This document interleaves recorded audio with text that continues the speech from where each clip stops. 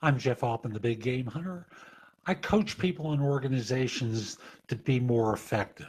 I tend to do career and leadership coaching, and from time to time, I do executive coaching as well. And if you're interested in my coaching you, I want to encourage you to connect with me on LinkedIn at linkedin.com/IN/the Big Game Hunter. And once we're connected, send a message to me to let me know if you're interested in working with me.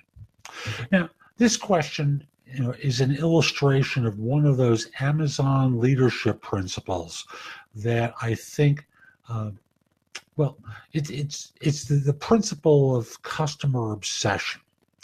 And the question is, walk me through a time where you helped the customer through a difficult process and what that looked like.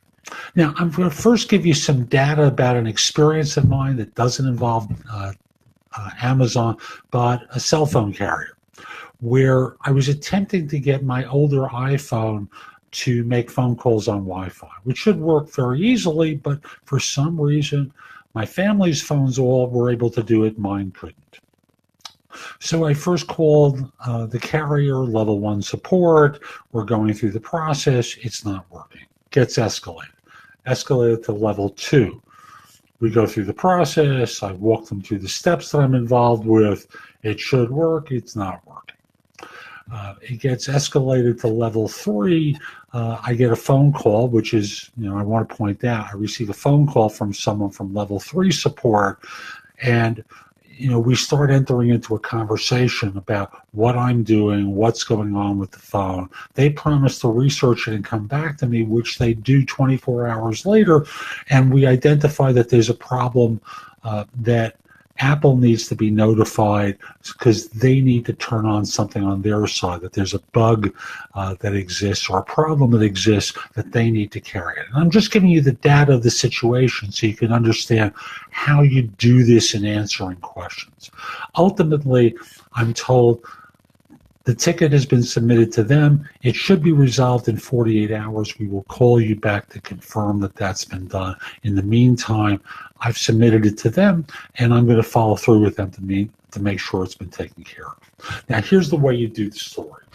And you would pause for a second, because you have to think of interviewing as being like theater.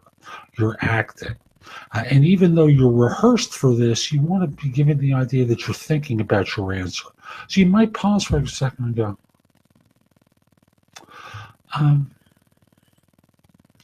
yeah, so you notice what I did. I'm giving the impression of thinking. And you might simply say, I was working with someone who was escalated to me as my first time dealing with a situation where our capacity to turn on Wi-Fi for a customer wasn't working.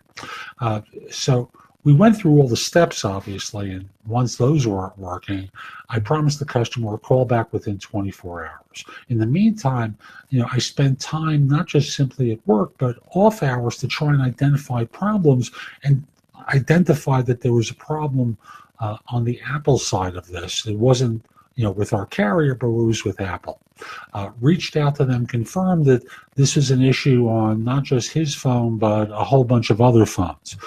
And thus what I was able to do was to babysit with the vendor, with Apple, to ensure that the issue with this person's phone, my phone, would be handled in a timely way. And you might go through some more details to the story. And I've simplified it here, but you want to follow the format of SOAR. What was the situation that you had to deal with? What was the objective that you had? What was the action that you took? What was the result that you got?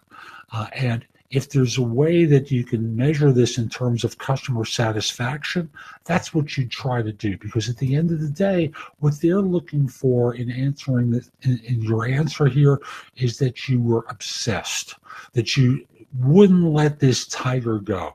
Once you had it in your teeth, you were going to hold on to it and not let it go until the issue was solved. So understand, obsession is a big deal to certain organizations.